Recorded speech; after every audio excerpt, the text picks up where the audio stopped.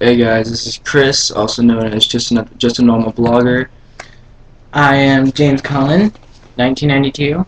Uh, This is our part two to our discussion on zombie apocalypse.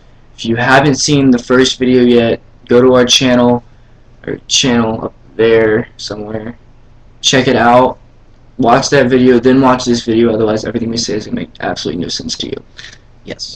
But where we left off was the contagious aspect of zombies. How it could be airborne, if not by physical contact. And how you should probably stock up on gas masks, things that can keep your air purified.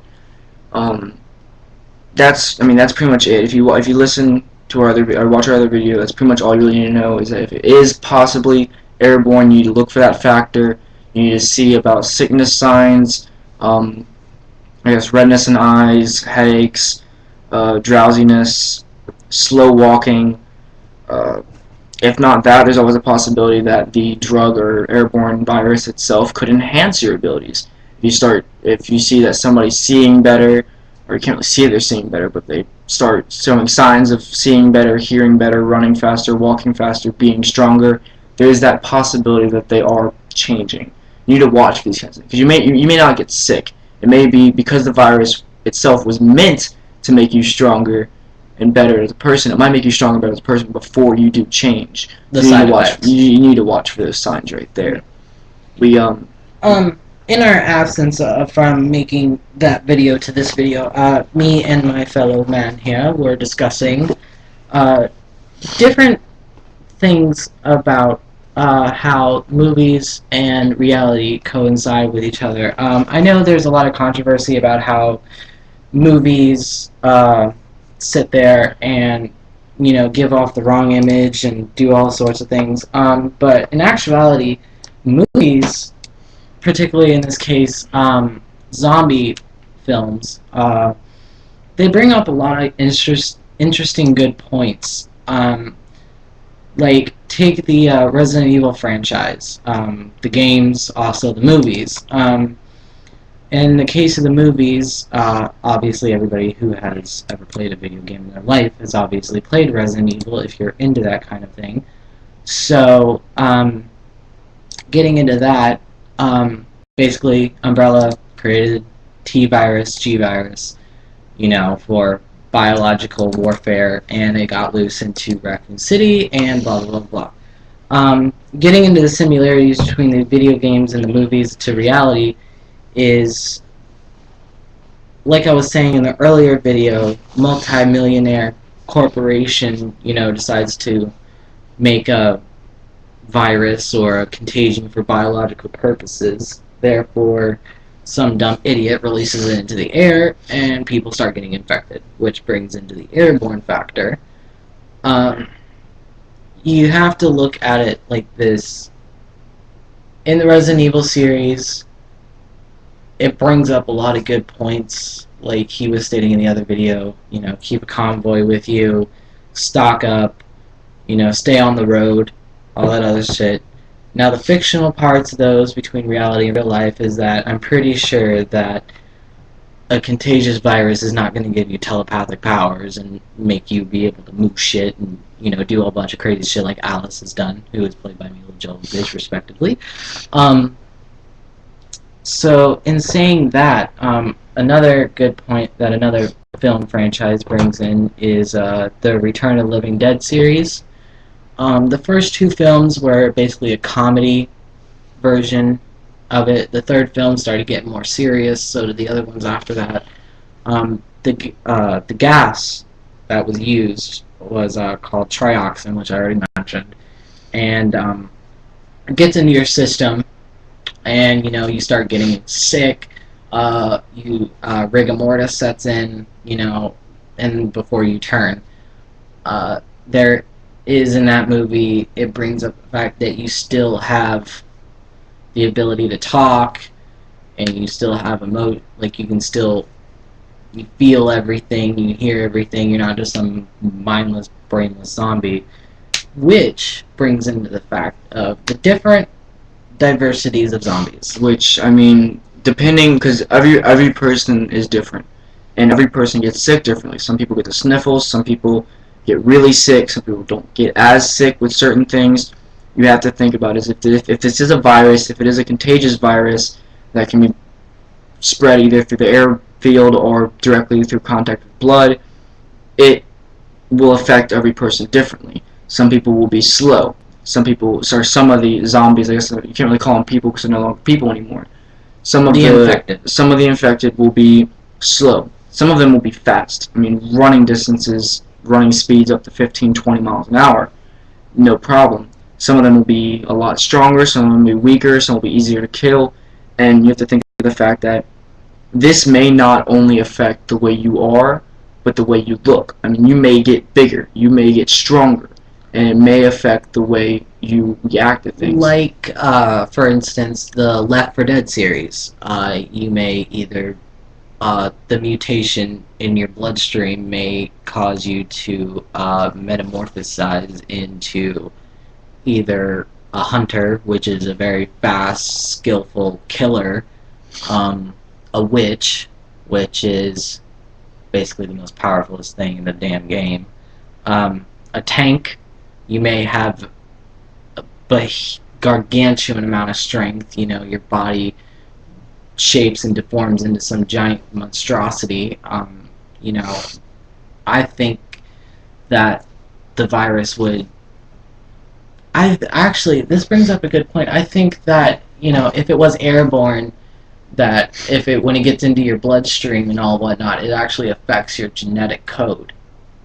It could affect, you know, what you fucks with your genetic code. You know, makes you stronger, faster. You know, like may turn you into a smoker. You know, elongated tongue, shit like that. You know, there's a lot of plausible things that could happen when you are infected. Like different types of zombies, what we were talking about, to deal with those. We should talk about that, how to deal with different zombies.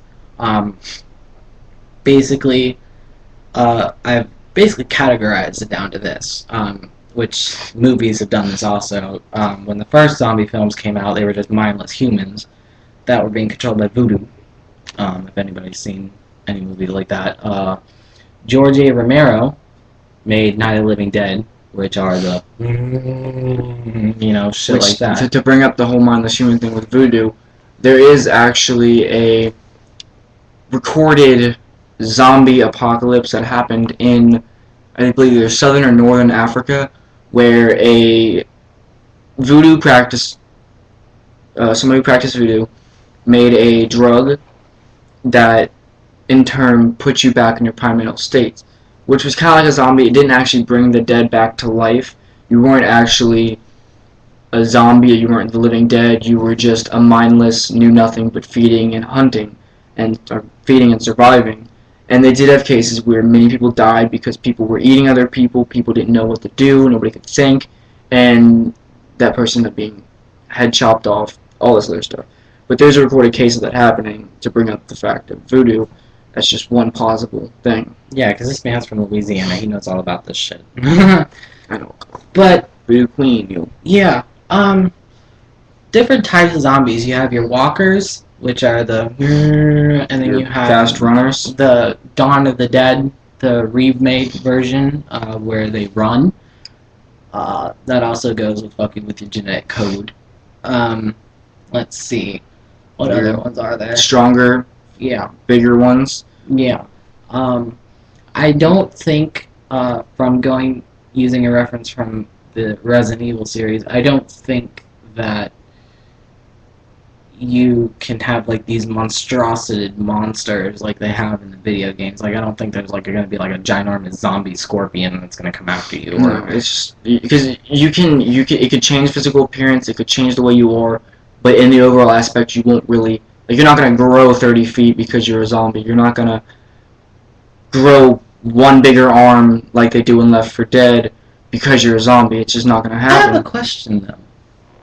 Why don't zombies ever go after animals? Because in the remake of Dawn of the Dead, they sent a dog to go across through this field of zombies. Why don't zombies attack animals? I know that they're capable of turning into zombies, henceforth the Resident Evil series. Yeah. But why don't they attack them? That's odd. I mean, they have brains. You know, they're living flesh. I mean, is it just because they're not human, or is it something in Well, there? I believe that the movies themselves put that aspect in there to kind of give it kind of a more scary tactic because it only is humans. I personally believe that if a zombie came alive, it would not only attack humans, it would attack deer, bears, all kinds of animals. Not just the humans would be in danger, it would be all animals. So don't try and send your little dog Scrappy on a hunting mission to give some dude food. Because I guarantee you the zombies will smell the blood on that dog and they will attack it. Because zombies are meant to feed. They're not just going to feed on human. They're going to feed on anything that has meat and blood. That's what zombies do. They feed. They're meant to feed. That's all they know is feeding. So that's what they're going to do. Whether you're a zombie, whether you're a dog, whether you're a deer, whether you're a bear, they're gonna feed on everything. And that's just what's going to happen. And there's not much point in thinking, oh, well, they're only after us, because they're not. They're not going to be only after you. And another thing with I believe it was Resident Evil, the guy covered himself in the zombie blood to walk with the zombies. I think that was Shaun of the Dead. No, that was when they act like zombies being stupid. I believe it was Resident Evil, the guy actually covered himself in the zombie blood after they killed a zombie. I don't remember which movie that was, but anyway, there was a movie where this guy covered himself in zombie blood to get the smell of the zombie blood on the zombie. Zombies wouldn't smell his blood. I believe that is a little bullshit. That wouldn't happen. The zombie, Yeah, because they're stupid. They're out to their feed, but they can still see. What if they weren't stupid? What if they were actually intelligent? Yeah, what if they become more intelligent, and that could possibly happen. But I actually want to bring up the fact before we run out of time. What we were talking about earlier was the when you have your, survivors and whatnot.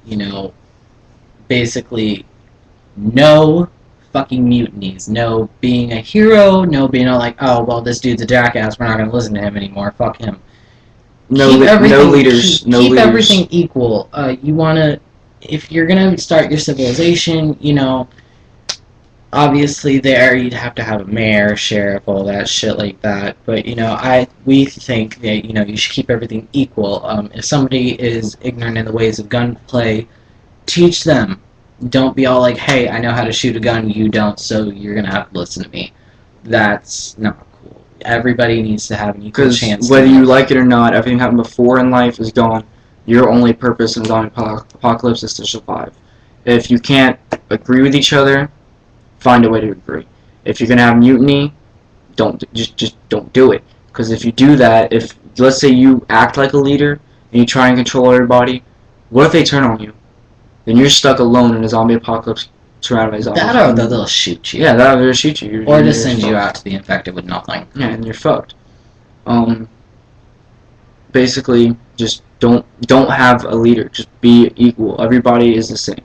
I don't care who saved you, who saved who. I don't care who's stronger, who's better with guns, who's older, who's older. Everybody is the same because no matter what, you're all trying to survive in the same aspect. Yes. And in the instance of survival, everybody, it's man, do what you have to do to survive. But if you're in a situation where you're in a group full of people and you guys are the only group of people left in the entire fucking world, don't start killing people off. Don't start killing people off, because you need to not only start farming, do all the shit, back in the old days, you had to farm crops, make food, shit like that, procreate if need be, but that just leads into inbreeding, and that's not cool, because then you get some wrong turn shit happening along with the zombies, and that's just not awesome. Well, anyways, we have 2 minutes. Yeah. Quick, I want to bring up one fact. Is there is one thing, and even if the zombie apocalypse guide, like I said in the first video, brings this up. You must always stay entertained. You do not want to get bored. If you get bored, you start going crazy. You start hearing the moaning, you start going crazy. Find ways to entertain yourself, whether it's just stupid card games, just being stupid. Me personally, I would find using the zombies for your own personal fun is probably the best thing you can do. Me personally, I'm the dude that if it's me and a guy or me and 2 other people standing there and in the distance I see a big group of zombies, I'm going to be the dude that's all like, hey, let's throw a rock at him and see how quick it gets them to get here and see how fast we can kill them. one of those things. Play games. We're out of time. We'll make one more video playing like